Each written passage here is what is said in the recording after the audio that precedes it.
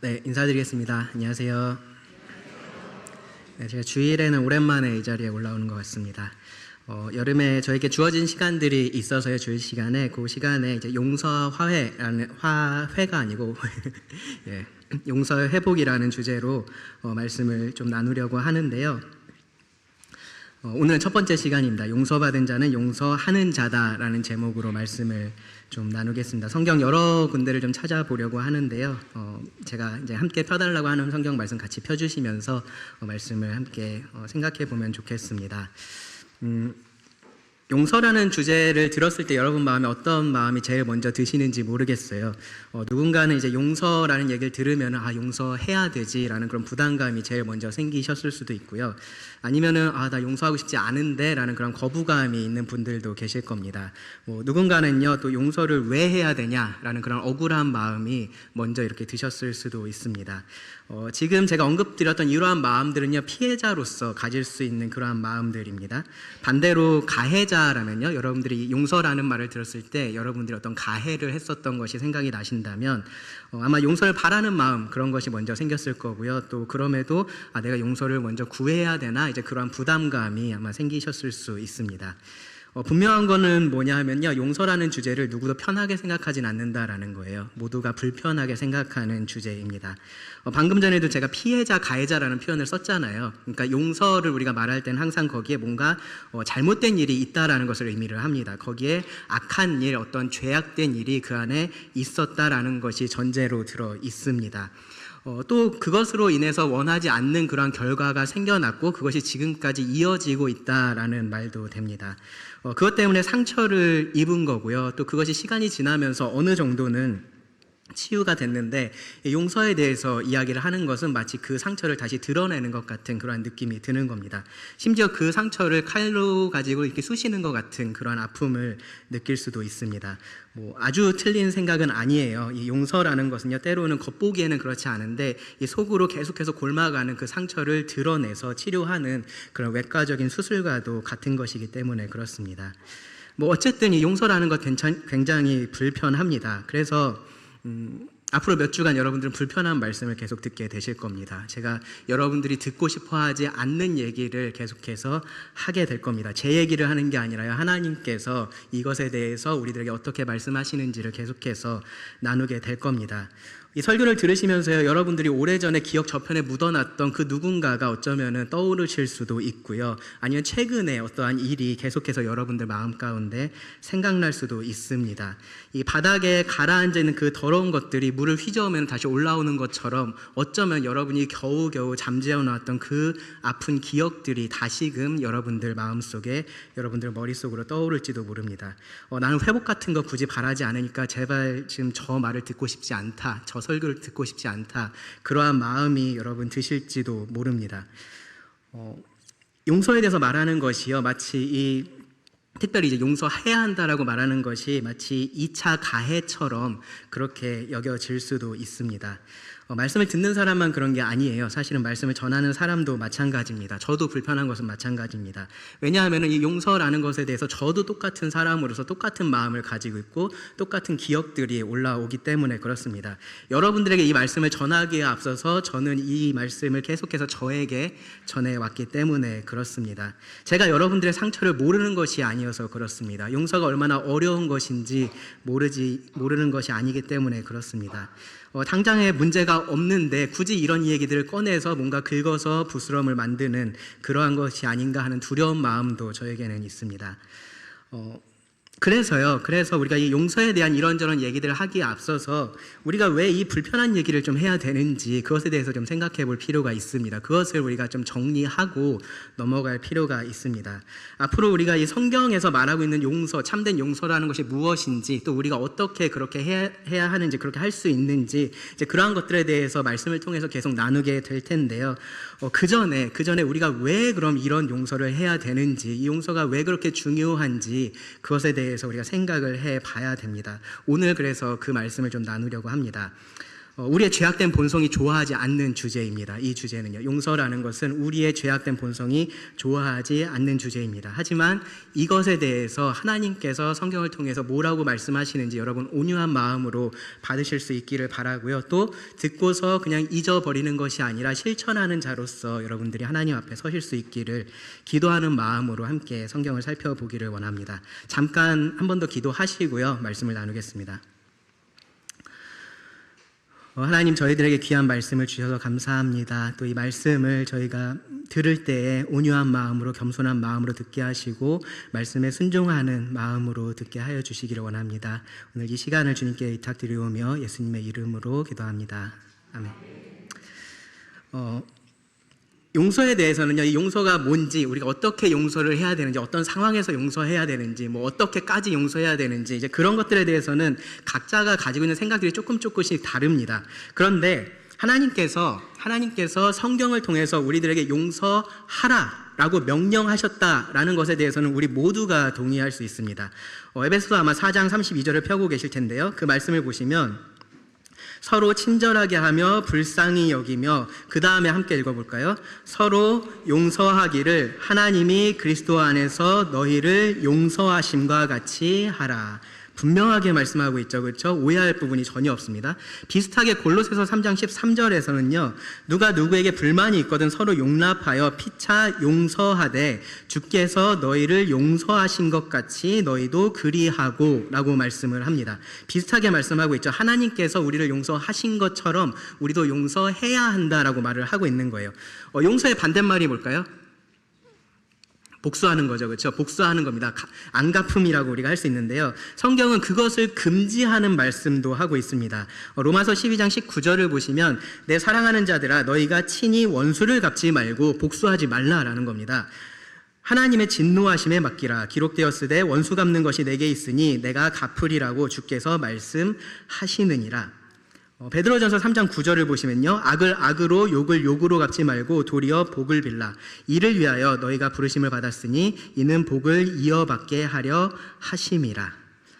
신약에 와서 하나님께서 약간 사랑을 더 드러내셨으니까 신약에서만 이러한 것들이 있느냐? 그렇지 않아요. 구약 말씀도 보시면 똑같은 원리를 우리가 찾아볼 수 있습니다.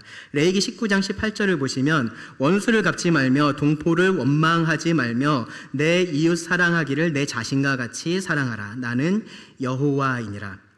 구약의 율법을 여러분 생각해 보시면 그 안에 있는 원리로서 가장 먼저 떠오르는 게 눈에는 눈, 맞죠? 눈에는 눈, 이에는 이일 겁니다. 그렇죠? 그 원리를 우리가 생각을 하면서 구약에서는 하나님께서 그렇게 복수하게 하셨구나. 그러니까 정당하게 그렇게 복수하게 하셨구나. 그렇게 생각하실 수도 있는데요. 사실은 그 말씀은 우리가 받은 대로 개인적으로 똑같이 뭔가를 갚아줘야 한다라는 말씀이 아니고요. 사회적으로 그것을 다룰 때, 죄의 문제를 다룰 때 그것에 대한 형벌이 공정하게 되어야 한다라는 것을 말을 하는 겁니다. 그러니까 눈 정도의 죄를 저질렀는데 그 이상의 형벌을 내리면 안 된다라는 거죠. 공정하게 처리를 해야 된다라고 말씀을 하는 겁니다. 성경은요, 단 한 번도 개인적인 복수, 안갚음에 대해서 정당하다라고 말을 한 적이 없습니다. 잠언 말씀에서는요, 당한 대로 갚아주겠다라는 그 마음도 버려야 될 것에 대해서 분명하게 얘기를 해요. 잠언 24장 29절을 보시면 너는 그가 내게 행한 같이 나도 그에게 행하여 그가 행한 대로 그 사람에게 갚겠다 말하지 말지니라. 그 사람이 나한테 행한 것처럼 나도 그 사람한테 똑같이 해서 그 행한 것을 갚아주겠다, 복수하겠다라는 생각을 하지 말라라는 거예요. 이런 얘기를 들으면은 왜 그럴까라는 생각이 들 수 있습니다. 당한 대로 갚아줘야 되는 거 아니야? 그래야지 어떤 사회의 정의가 세워지고 사회에서 악을 우리가 제거할 수 있는 거 아니야? 다스릴 수 있는 거 아니야? 그런 생각이 드실 수도 있는데 그건 우리 생각인 거예요. 하나님은 그러한 것들은 법의 테두리 안에서 사회에서 다루게 하셨지 개인적으로 그러한 문제들을 다루게 하시지 않았습니다. 우리는요, 사실은 그 복수하고 싶은 마음을 정의라는 말로서 포장하고 있을 뿐입니다.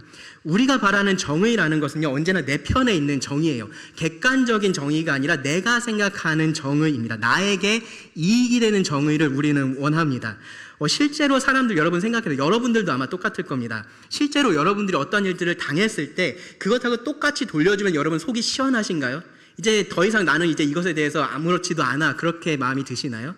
그렇지 않습니다. 내가 당한 게 있으면 그것 이상으로 갚아줘야 한다라고 우리는 생각을 합니다. 언제까지 그렇게 해야 돼요? 내가 만족할 때까지, 내 마음이 흡족할 때까지 그렇게 갚아줘야 된다라고 생각하는 것이 우리들입니다. 그게 우리가 생각하는 정의라는 거예요. 뭐 어른들도 사실은 마찬가지인데 아이들 싸우는 거 보면은 사실 똑같습니다. 아이들 싸우는 거 보면은 한 대 맞은 아이는 어떻게 합니까? 아, 내가 쟤 용서해야지. 쟤도 죄인인데 뭐 그러나요? 그러지 않아요. 그렇죠? 한 대 맞으면 어떻게 합니까? 기를 쓰고 가서 한 대를 때려 주려고 해요. 그렇죠? 근데 한 대만 때리나요?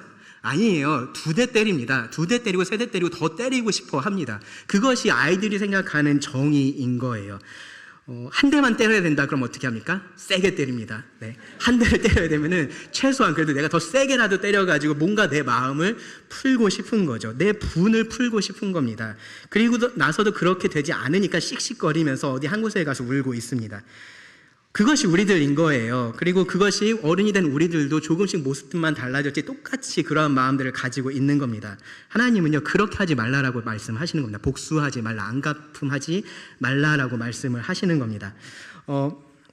사실 고대 사회는요, 이런 복수가 만연해 있던 사회였습니다. 그것이 당연시 여겨졌던 사회였습니다. 여러분, 명예살인이라는 말 혹시 들어보셨나요? 명예살인. 그러니까 오늘날에도요, 이런 명예살인이 특별히 이슬람권 같은 데 보면은 이런 명예살인이 여전히 자행되고 있는 곳들이 있어요.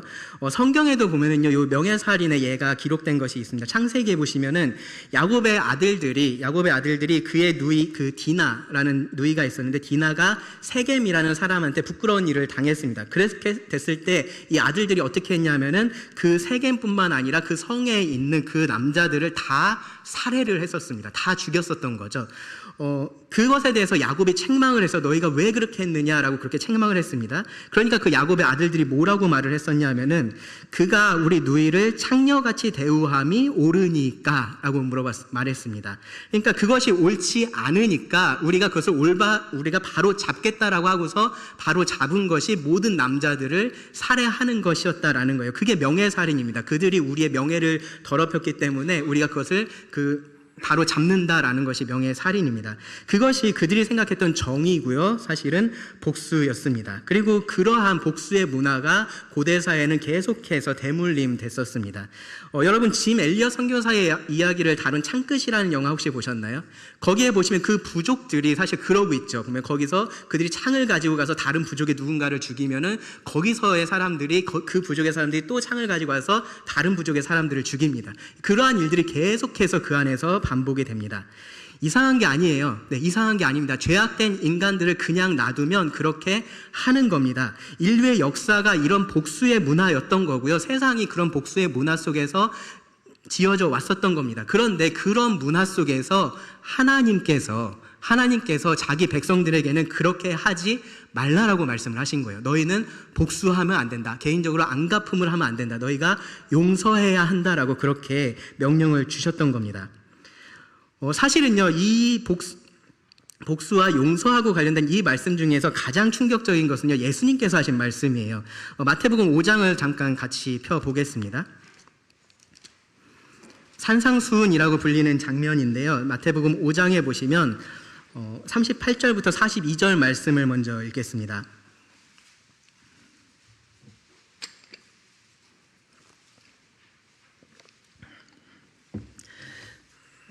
예수님께서 말씀하십니다. 또 눈은 눈으로 이는 이로 갚으라 하였다는 것을 너희가 들었으나 나는 너희에게 이르노니 악한 자를 대적하지 말라.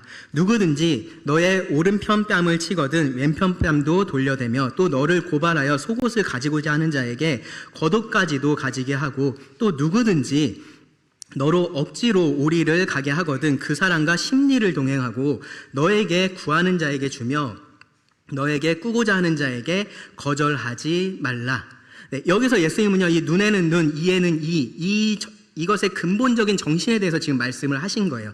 그러니까 우리는 보복하지 않을 뿐만 아니라 보복하지 말아야 할 뿐만 아니라 그 가해자에게 관용까지 베풀 수 있어야 한다라고 지금 말씀을 하시는 겁니다.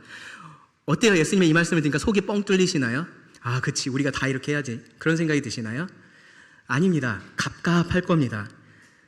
보복하지 않는 거는 그래도 우리가 이를 악물고 어떻게든 할 수 있어요. 그렇죠? 우리가 그래도 선량한 시민으로서 이런 일들 당했을 때 이를 악물고 그래 내가 이렇게 당했지만 참아야지 하면서 참을 수 있을지는 모릅니다. 그런데 예수님은 거기서 더 나아가야 된다라고 말씀하시는 거예요. 가해자에게 너희가 관용을 베풀어야 한다라고 말씀을 하십니다. 너무한 거 아니냐는 생각이 들 수 있습니다. 그렇게 되면 피해를 당한 나는 뭐가 되냐라는 생각이 듭니다. 피해를 본 사람은 나고 악을 행한 사람은 저 사람인데 왜 내가 그렇게까지 해야 되냐라는 생각이 들 수 있습니다. 아마도 예수님의 말씀을 듣고 있었던 이 사람들도 똑같은 생각을 했을 거예요. 진짜? 우리가 그렇게까지 해야 된다고?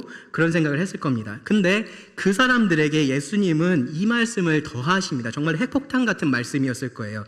43절, 44절을 보시면 또 너의 이웃을 사랑하고 너의 원수를 미워하라 하였다는 것을 너희가 들었으나 나는 너희에게 이르노니 너희 원수를 사랑하며 너희를 박해하는 자를 위하여 기도하라.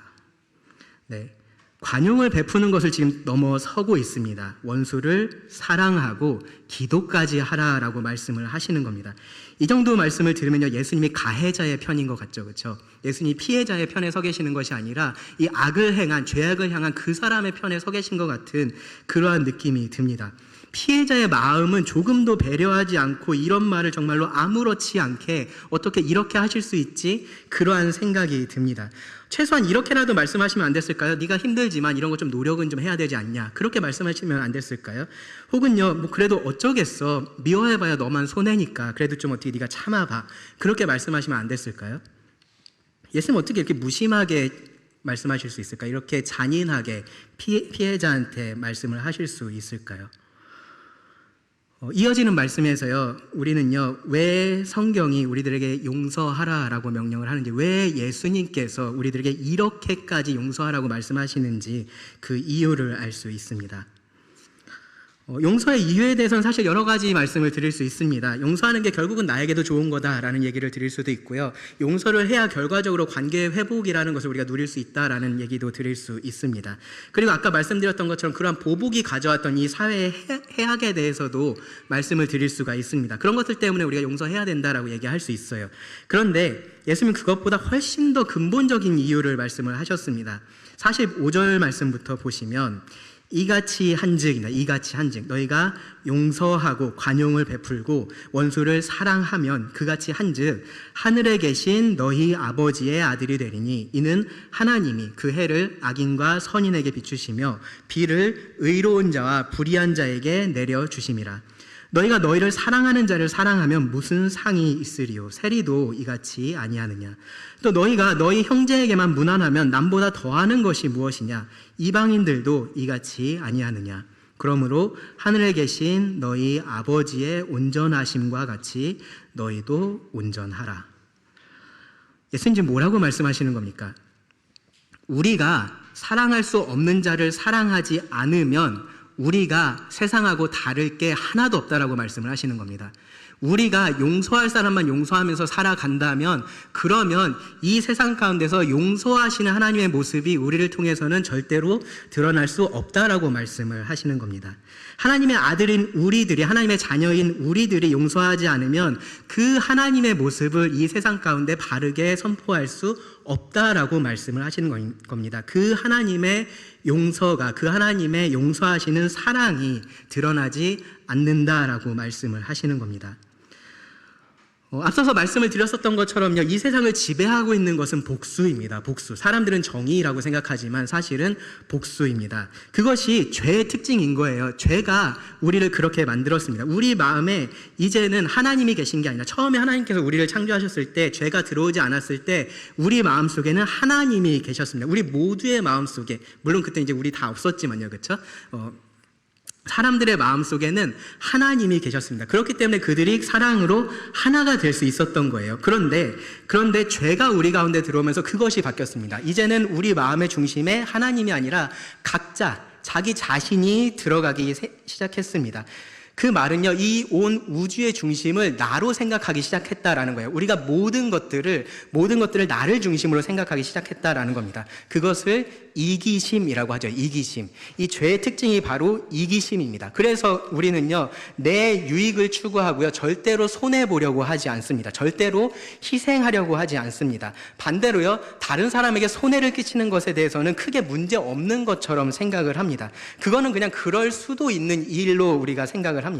내가 교통법규를 어기면요, 항상 그럴 만한 이유가 있습니다. 그럴 만한 이유가 있어서 다른 사람들이 그것을 이해해 주는 것이 당연하다라고 우리는 생각을 해요. 그것이 전혀 이상하지 않습니다. 그런데 다른 사람이 교통법규를 어기면 우리는 어떻게 합니까? 세상에 그렇게 몰지각한 사람이 없죠. 어떻게 저런 상식적인 것조차 하지 않느냐라고 우리는 생각을 합니다. 나를 중심으로 생각하는 거예요. 내가 정의인 겁니다. 내가 오른 뺨을 맞으면요, 상대방의 왼편 뺨까지, 그렇죠? 왼편 뺨까지 때려줘야 되는 겁니다. 그것이 우리가 생각하는 정의입니다. 어쩔 수 없이 나의 속옷을 빼앗기면요, 뭐 당장에 힘이 없어서 뺏길 수 있어요. 근데 속옷을 되찾아와야 되고요. 되찾아올 때는 그 사람의 겉옷까지 가져와야 우리는 속이 시원합니다. 나에 대해서는 한없이 관대하고요, 남에 대해서는 한없이 냉철할 뿐만 아니라 희생과 손해까지, 다른 사람의 희생과 손해까지 당연히 여기는 것이 죄의 특징입니다. 그것이 우리 사회의 특징인 거예요. 이 세상의 특징인 겁니다. 그런 세상에서 우리가 살고 있는 겁니다. 하나님의 자녀들이 살고 있는 겁니다. 하나님을 닮은 자들이 그런 세상에서 살고 있는 거예요. 그러면은 무슨 차이가 드러나야 하냐라는 거죠. 그 보일 수 있는 차이가 뭐냐 하면은 바로 용서라는 겁니다. 용서. 남을 손해보게 하는 것이 아니라 내가 그 손해를 감수하는 겁니다. 바로 그 차이가 우리 가운데서 드러날 때 우리의 아버지이신 하나님이 이 세상 가운데 어떠한 분이신지가 드러난다라는 겁니다. 그래서 앞에서 살펴봤었던 그 용서에 대한 명령들 보면요, 하나님께서 용서하라라고 하셨는데 어떻게 용서하라고 말씀하셨습니까? 내가 너희를 용서한 것 같이입니다. 하나님께서 우리를 용서하신 것처럼 용서하라라고 말씀을 하셨습니다. 이제는 내 자신이 나의 중심이 아니라 하나님이 나의 중심이다라는 사실을요, 우리가 그 하나님을 닮은 용서를 이 세상 가운데서 보일 때 그것이 증명이 된다라는 말입니다. 반대로 우리가 그렇게 용서하지 않으면, 우리가 여전히 사랑하는 사람만 사랑하고 용서할 수 있는 사람만 용서하고 이 세상과 똑같이 그렇게 안갚음하면서 똑같이 갚아주면서 그렇게 산다면요, 세상은 용서하는 하나님을 알 수 없게 됩니다.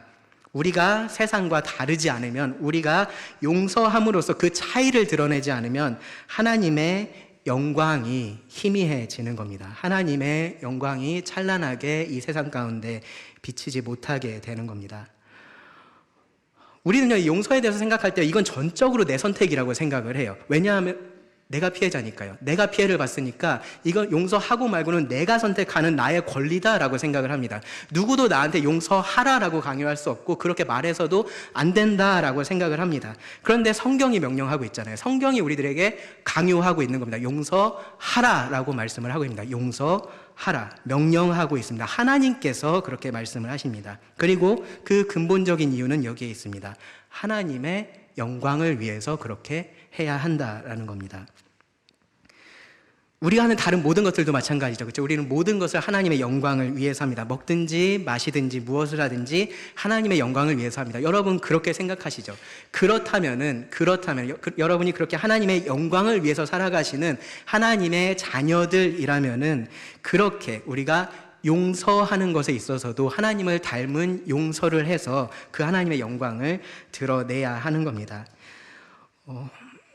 용서와 관련된 우리의 어려움을 하나님께서 모르시는 게 아니에요. 그러한 불편함에 대해서 하나님께서 부정하시는 것이 아닙니다. 용서하는 것이 쉬우니까 그냥 나처럼 용서해, 그렇게 말씀하시는 것이 아닙니다. 하나님이 감정도 없고요, 우리의 감정이나 우리의 어려움 같은 거 그냥 상관하지도 않으면서 무조건 이렇게 해라고 그렇게 말씀하고 계신 것이 아닙니다. 이런 명령을 들을 때 우리는 그렇게 착각이 들 수 있어요. 그런 느낌이 들 수는 있습니다. 그런데 그렇지 않다라는 거 여러분 아셔야 돼요.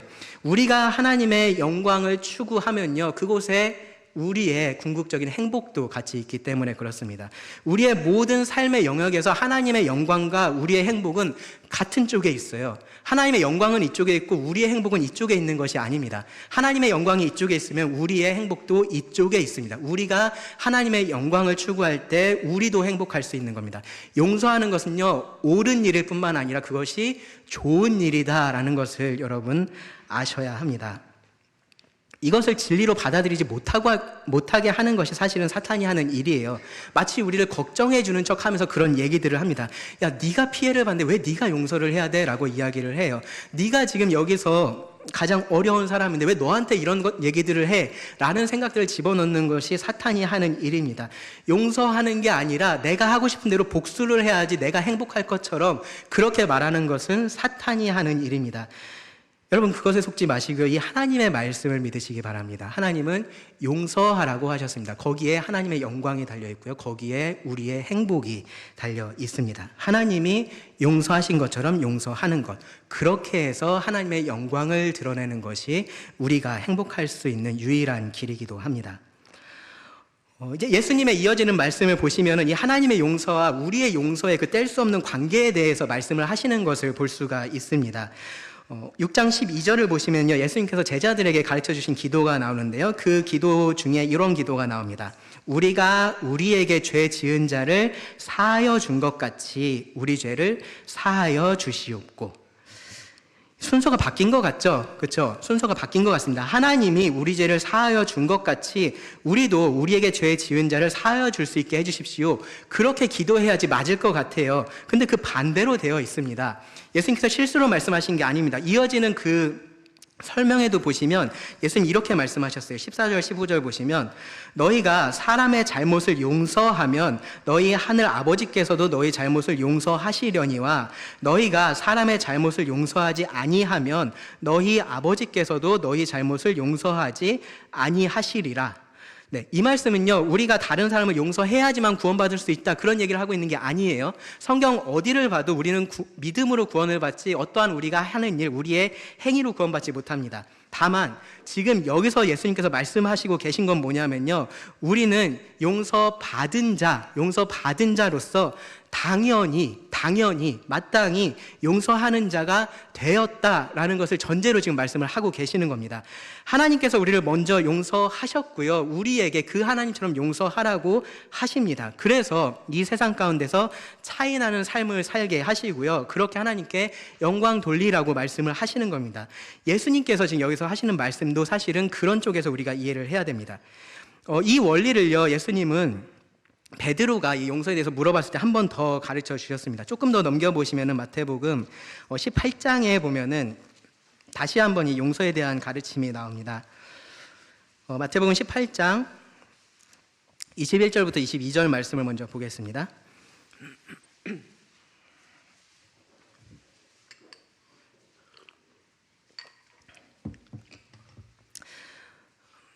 상황은 이렇습니다. 그때 베드로가 나와 이르되 주여 형제가 내게 죄를 범하면 몇 번이나 용서하여 주리이까?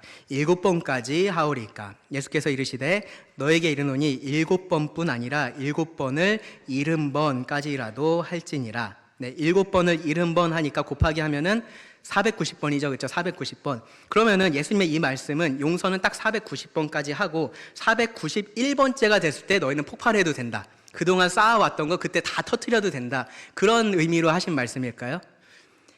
그렇지 않다라는 거 우리 잘 알고 있습니다. 계속해서 용서해야 할 것, 용서의 태도에 대해서 예수님 말씀을 하시는 겁니다.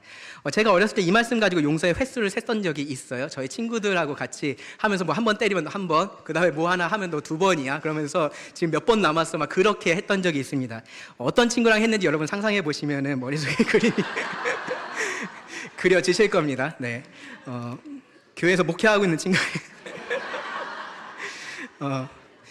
그런 일들을 했었습니다. 몇 번 용서하는지. 여러분 근데 가만히 생각해보세요. 그게 용서하는 걸까요? 용서하는 거예요?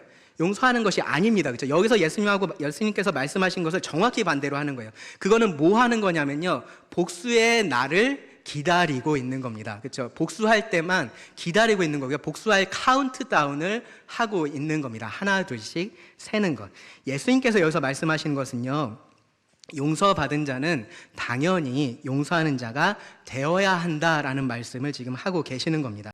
그러면서 이제 이어지는 말씀을 보시면은 여러분 이제 익숙한 비유가 나옵니다. 만 달란트 빚진 자의 비유를 예수님께서 말씀을 하시는데요. 주인에게 만 달란트를 빚진 종이 있었습니다. 근데 그 종이 갚을 것이 없었어요. 그래서 주인에게 자비를 베풀어 주십시오라고 그렇게 구했습니다. 주인이 그를 불쌍히 여겼습니다. 그 모습을 불쌍히 보고 그 빚을 탕감해 줬습니다. 면제해 줬다라는 거죠. 그것을 갚지 않아도 된다라고 말을 해 줬습니다. 그러고 나서 그 종이 나가죠. 나가면서 자기에게 100데나리온을 빚진 다른 사람을 만납니다. 그러면서 그 사람이 돈을 갚지 못하겠다라고 하자 그 목을 잡고 옥에다 가뒀습니다. 문제가 거기서 그냥 끝났으면 괜찮은데 이제 그 모습을 다른 동료들이 본 거죠. 그것을 보고서 그 사실을 주인에게 알렸습니다. 여러분 생각해 보세요. 주인의 입장에서 그것이 좀 괘씸하긴 한데 내가 이 정도를 탕감해 줬는데 저거를 저렇게 했다고 그런 생각이 들 수는 있는데 그래도 뭐 어차피 빚은 탕감해 줬으니까 뭐 어쩔 수 없지 그렇게 할 수도 있을 것 같잖아요. 근데 보면은 주인이 그 종을 불러서 이렇게 말을 합니다. 32절 33절 보시면 이에 주인이 그를 불러다가 말하되 악한 종아 네가 빌기에 내가 너의 빚을 전부 탕감하여 주었거늘 내가 너를 불쌍히 여김같이 너도 너의 동료를 불쌍히 여김이 마땅하지 아니하냐 하고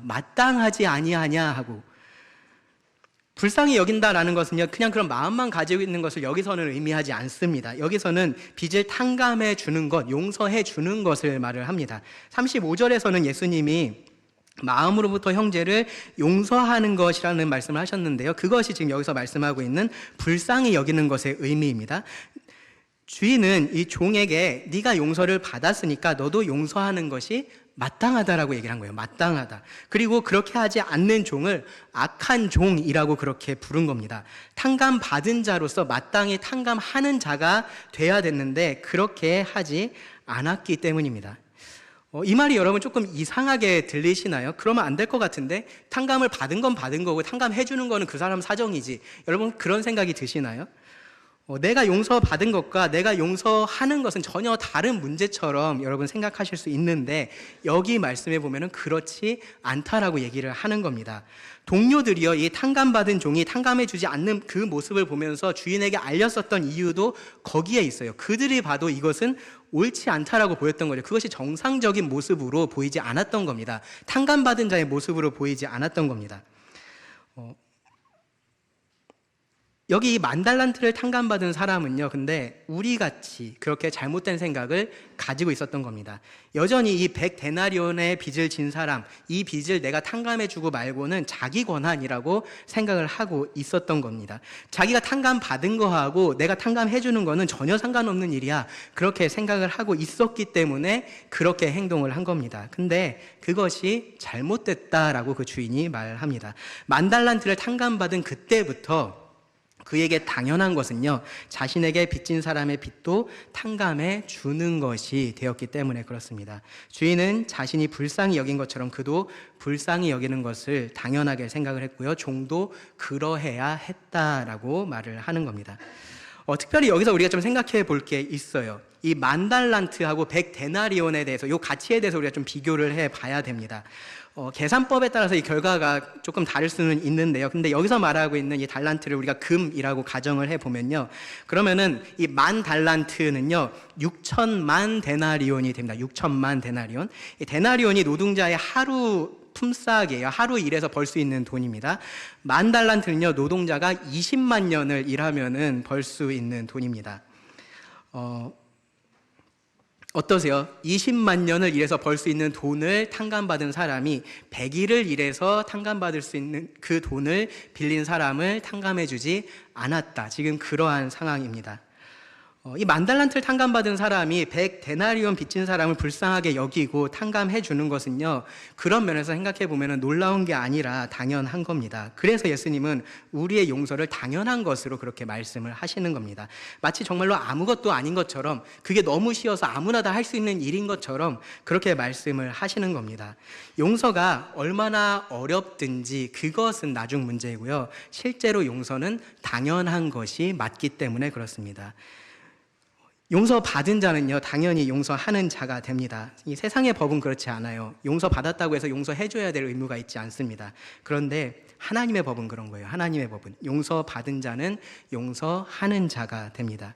그리고 그 차이가 우리가 예수님의 제자이다라는 그 사실을 세상 가운데 드러납니다. 그 차이가 우리가 진정으로 하나님을 알고 있다라는 것을 증명합니다. 그 차이가 우리가 아는 하나님이 용서하시는 하나님이시다라는 것을 나타냅니다.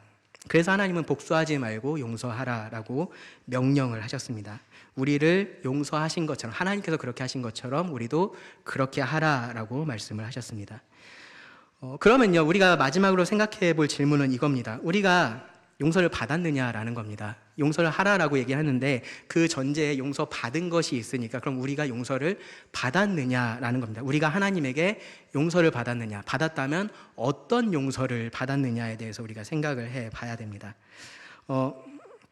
앞에서의 예수님의 그 비유를 가만히 생각해 보면요, 단순히 그러니까 탕감을 받았기 때문에 탕감을 해줘야 한다는 아닙니다. 무슨 말이냐면은 만약에 이 1만 달란트 빚진 사람이 1만 달란트가 아니라 100데나리온을 빚졌다라고 여러분 한번 생각해 보세요. 100데나리온을 빚진 사람이 100데나리온을 탕감받았습니다. 그러고 나서 100데나리온 빚진 사람을 탕감해 주지 않았습니다. 그것에 대해서는 아마도 여러분들 중에 많은 분들이 그럴 수도 있겠다라는 생각이 아마 드실 수도 있을 겁니다. 그 반대의 경우는 어떨까요? 이 사람이 100데나리온을 빚졌는데 1만 달란트를 탕감을 해줘야 되는 상황이에요. 이 100데나리온을 이 사람이 탕감받았으니까 1만 달란트도 탕감해줘야 된다라고 우리가 얘기할 수 있을까요? 그렇게 말하기는 어렵겠죠, 그렇죠? 그러니까 이 예수님의 비유에서 예수님께서 하신 말씀은요, 우리가 받은 용서의 크기를 우리가 알아야 한다라는 것도 우리가 생각해 볼 수 있습니다. 예수님은 이 100일의 품삯하고 20만 년의 품삯의 차이를 말씀을 하셨어요.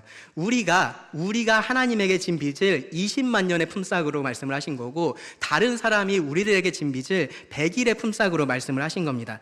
어떤 학자들은요, 이것이 예수님께서 뭔가 이렇게 과장되는 표현을 사용하셨다라고 얘기하는데요. 근데 실제적으로 그 실체를 우리가 생각해 보면요, 이것은 과장한 게 아니라 오히려 축소한 겁니다. 그렇죠? 우리가 하나님에게 진 빚을 생각해 보면 그것은 어느 정도입니까? 그것은 우리가 가치를 셀 수 없을 만큼입니다. 영원을 우리는 하나님께 빚을 졌습니다. 다른 형제들이 우리들에게 빚을 지는 것은 어느 정도일까요? 순간입니다. 이 땅에 속한 것들, 잠시의 것들입니다. 우리가 받은 용서하고요, 우리가 해야 할 용서의 차이를 생각해 본다면요, 그것은 무한대입니다. 무한대. 우리가 받은 용서는 그럼 뭘까요? 하나님 우리를 어떻게 용서를 하셨을까요? 우리가 그 부분에 대해서 좀 생각을 해 봐야 됩니다. 이 하나님의 용서를 우리가 이해를 해야 우리가 해야 될 용서가 얼마나 우리에게 당연한 일인지를 우리가 알 수 있어서 그렇습니다.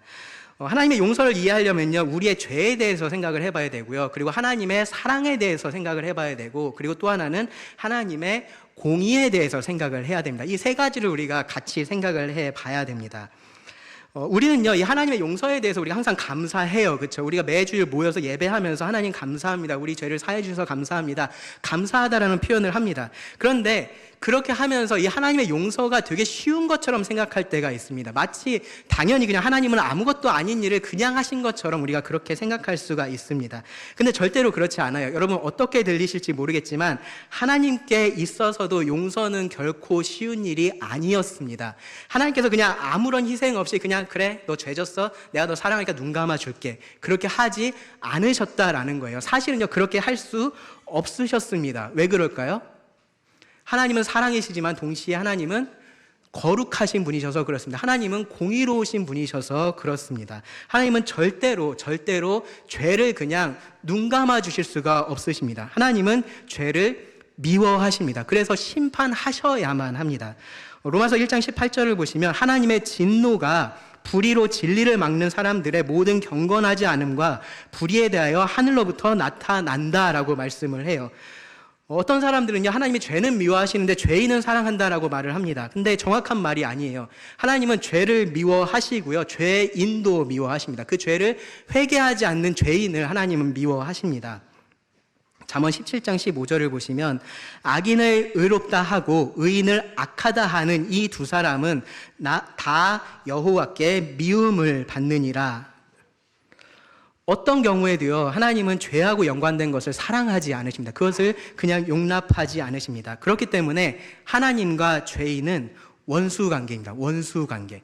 예수님이 죄인의 친구로 불리셨다라는 것이요, 예수님께서 그들을 찾아가서 그들과 함께 죄를 즐기셨다, 그들의 죄를 그냥 용납하셨다, 너네 그냥 이렇게 살아도 돼, 그렇게 말씀하셨다라는 의미가 아닙니다. 예수님은요, 그 죄인으로 불리던 사람들, 그 사람들을 찾아가셔서 그들을 회개하게 하시고 그들을 구원하게 하셨기 때문에 그들의 친구가 되신 거지 다른 이유가 있지 않습니다. 계시록에 기록된, 여러분 우리가 계속 계시록 말씀 지금까지 들었잖아요. 그 심판의 말씀이요, 사실은 그 심판의 말씀이 하나님이 죄에 대해서 어떠한 태도를 가지시는지를 가장 분명하게 적나라하게 보여주는 말씀이다라고 우리가 생각할 수 있습니다. 우리가 볼 때는 왜 저렇게까지 하나님께서 심판하시나라고 생각할 수도 있어요. 꼭 저렇게까지 하셔야 되나라는 생각이 들 수도 있습니다. 하나님 사랑이시라며 왜 근데 저렇게까지 하셔라는 생각이 우리에게는 들 수도 있습니다. 그런데 그 모습이 거룩하신 하나님, 공의로우신 하나님의 모습인 거예요. 하나님께서 우리들에 대한 인내를 끝내셨을 때 드러날 모습이 바로 그러한 모습이다라는 겁니다. 하나님은 절대로 죄를 용납하지 않으십니다. 절대로 그냥 죄를 가지고 있고 회개하지 않는 그 죄인을 의롭다라고 할 수 없는 분이십니다. 하나님의 거룩하신 속성에 반하는 일이기 때문에 그렇습니다. 근데 자연 상태에 그냥 우리 모두는요, 죄의 노예들입니다. 요한복음 8장 34절에서 예수님 이렇게 말씀하셨습니다. 죄를 범하는 자마다 죄의 종이라. 네, 우리 모두가 다 죄의 노예들입니다. 죄의 종들입니다. 진노의 자녀라고 성경은 말씀을 합니다. 이것이 우리 모두가 처해 있는 상황이고요, 그리고 모든 사람이 가지고 있는 문제입니다.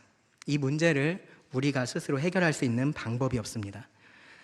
10,000달란트를 빚진 사람이요, 그것을 갚을 수 있는 방법이 없습니다. 20만 년 일하면 갚을 수 있겠죠. 근데 우리의 죄는요, 영원히 갚을 수가 없습니다. 누군가가 이 문제를 해결해 주지 않으면 우리는 그 하나님의 심판을 경험할 수밖에 없는 겁니다. 살아계신 하나님의 손에 빠져 들어가는 그 무서운 일을 우리 모두가 경험할 수밖에 없습니다. 그것이 하나님의 공의입니다. 하나님의 진노입니다. 그런 우리를 하나님께서 불쌍하게 여기신 겁니다. 하나님께서 우리를 불쌍하게 여기셔서 어떻게 하셨냐 하면은 그 죄의 짐을 스스로 지셨습니다.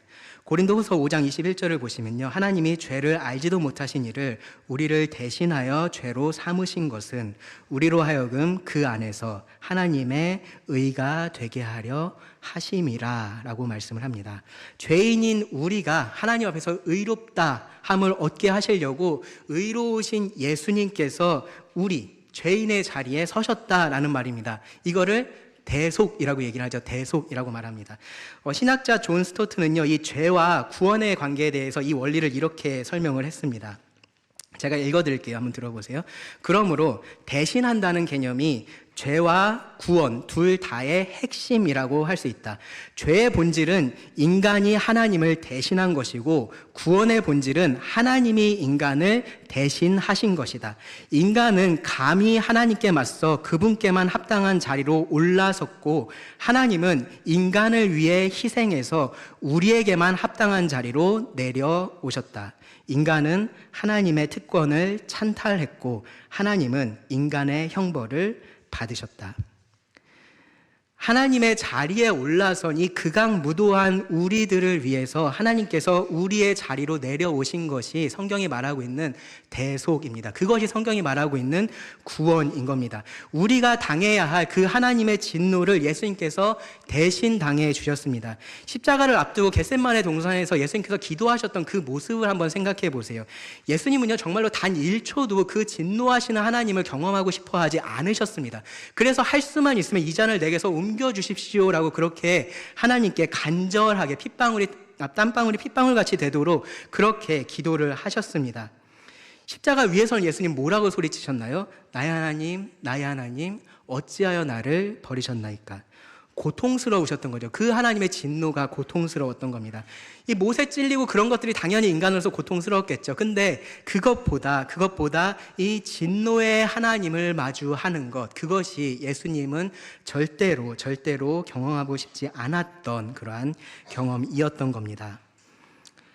그런데 예수님이 그렇게 하셨다라는 겁니다. 예수님께서 그렇게 하셨습니다. 무엇을 위해서 그렇게 하셨습니까? 우리를 용서하기 위해서 그렇게 하신 겁니다. 우리를 용서하기 위해서 그 희생을 하신 겁니다. 그런 하나님의 희생이 있었기 때문에, 그러한 희생이 있었기 때문에 우리가 하나님의 진노하심에서 구원을 받을 수 있습니다. 그래서 이 복음에 있어서 우리가 핵심이라고 말할 수 있는 것이 바로 이 용서입니다. 용서. 우리가 용서받고 하나님과 화목하게 된 것, 이것이 복음의 핵심입니다.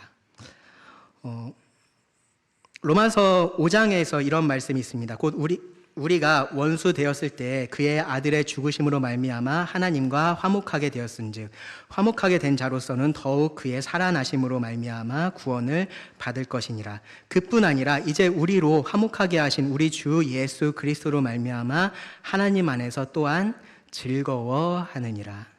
네, 우리가 하나님과 화목하게 된 이유, 우리가 하나님을 더 이상 두려워하지 않고 그 안에서 즐거워할 수 있는 이유, 그 이유가 뭐냐 하면요, 하나님께서 그 희생을 치르시고 우리를 용서하셨기 때문입니다. 우리가 감히 상상할 수 없는 그러한 희생을 하나님께서 감수하셨기 때문입니다. 이것이 우리가 받은 용서입니다. 우리가 탕감받은 1만 달란트가 바로 이건 겁니다. 하나님은 이런 우리에게 100데나리온을 탕감하는 것이 마땅하지 않냐라고 말씀을 하시는 겁니다. 그렇게 하는 것이 이 용서해 주신 하나님께 영광이 된다라고 말씀을 하시는 겁니다. 여러분, 이 명령이 여전히 여러분들에게 무자비하게 들리시고 하나님께서 나의 사정을 전혀 몰라서 이런 얘기 하시는 거야, 여전히 만약에 그렇게 들리신다면요, 여러분은 하나님의 용서를 알지 못하는 겁니다. 이 하나님의 용서를 여러분 아셔야 합니다. 용서받은 자에게 하나님은 용서하라라고 말씀을 하십니다. 그렇게 해서 이 땅 가운데 하나님의 어떠하심을 분명하게 드러내라고 말씀을 하십니다. 우리가 용서하지 않으면 세상은 용서하시는 하나님을 알 수가 없습니다. 우리가 세상 사람들과 다르지 않으면요, 우리가 이 용서로 우리가 구분되어지는 그러한 공동체가 되지 않으면요, 하나님의 영광을 드러낼 수 없다라는 겁니다. 용서를 우리는 감정적인 것으로 많이 생각을 합니다. 그래서 용서가 안 되는데 어떻게 용서를 해요? 라는 말을 우리는 너무 쉽게 합니다. 용서가 돼야지 용서를 할 수 있죠 라고 말을 합니다. 죄악된 본성을 가진 자들에게요, 용서는 자연스럽게 되는 일이 아닙니다. 만약에 용서가 자연스럽게 될 때가 있다면요, 그거는 성경에서 말하는 용서하고 달라진 용서를 여러분들이 아마 하실 때였을 겁니다. 용서가 될 때 용서하겠다라고 하면요, 우리는 절대로 용서하지 못합니다. 이것은요, 여전히 그 본성과 싸우고 있는 이 구원받은 사람들도 마찬가지인 거예요. 하나님은 우리가 용서할 수 있으면 용서해라 그렇게 말씀하지를 않으세요. 용서가 자연스럽게 될 때 너네가 용서해라 그렇게 말씀하지 않으십니다.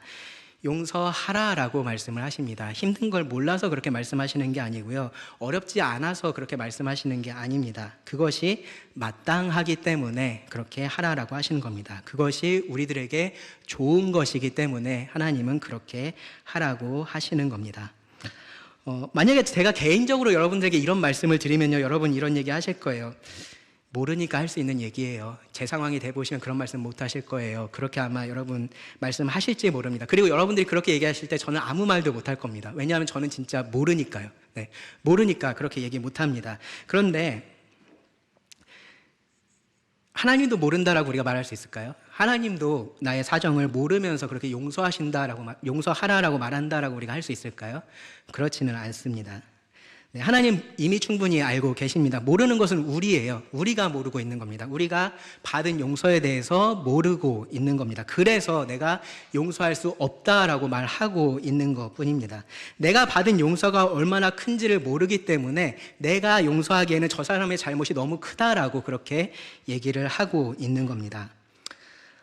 한 바리새인이요, 예수님을 자기 집으로 초청을 해서 같이 식사를 했던 적이 있습니다. 그때 모든 사람들이 다 죄인이라고 인정하고 있는 그 한 여자가 와서 향유옥합을 들고 와서 예수님의 발을 적시고 자기 머리털로 씻기고 눈물로 발을 씻기고 그렇게 했었습니다.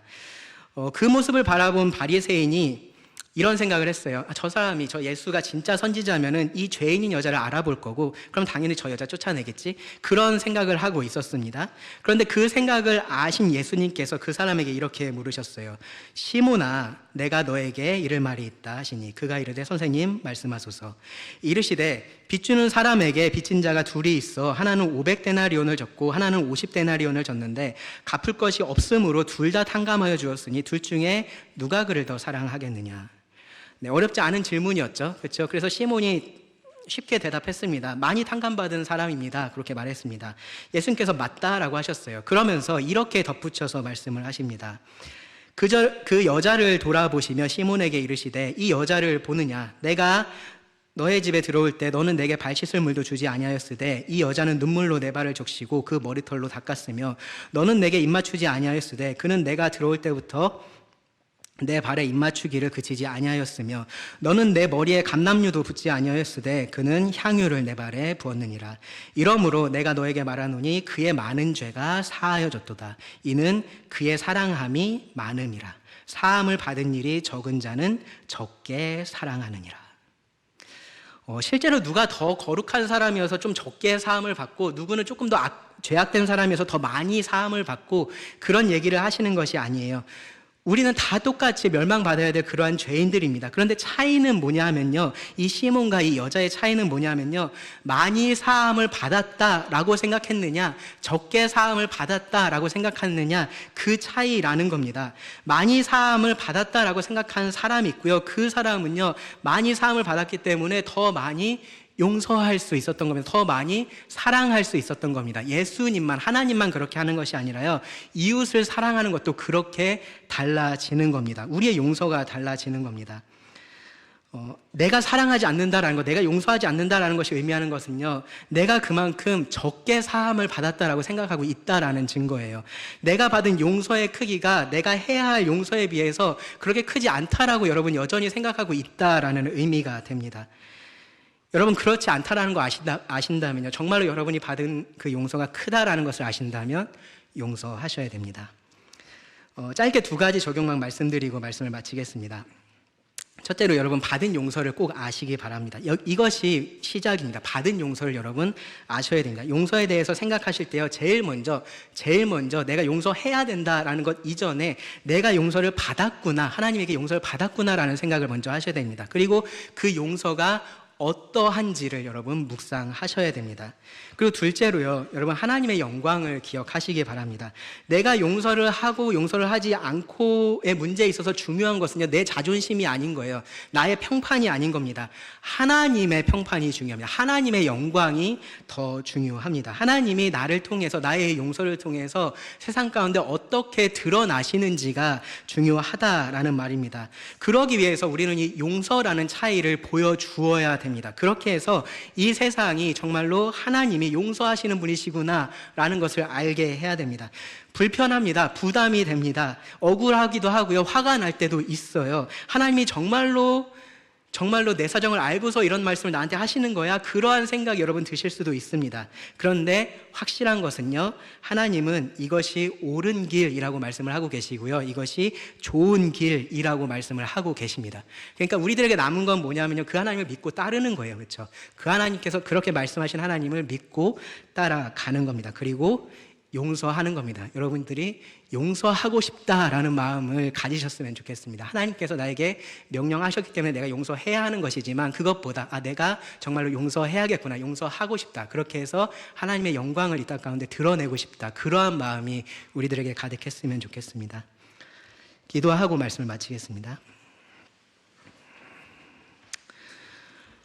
하나님, 우리를 먼저 사랑해 주시고 또 우리의 큰 죄를 용서해 주셔서 참 감사합니다. 참 우리가 어리석고 완악해서 우리가 먼저 받은 이 용서를 너무 자주 잊어버립니다. 그것이 얼마나 큰지를 잊어버리고 얼마나 아름다운 것인지를 잊어버리고 살아갑니다.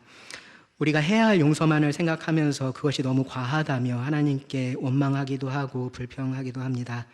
하나님, 이런 우리를 불쌍히 여겨주시기를 원합니다. 우리를 불쌍히 여겨주셔서 더 하나님을 알게 하시고 하나님의 용서를 알게 하여 주시기를 구합니다. 그렇게 해서 우리도 하나님과 같이 용서할 수 있게 하시고, 그래서 하나님의 영광을 이 땅 가운데 드러내는 하나님의 자녀들이 되게 하여 주시기를 구합니다. 들은 모든 말씀을 주님께 의지하며 예수님 이름으로 기도드립니다. 아멘.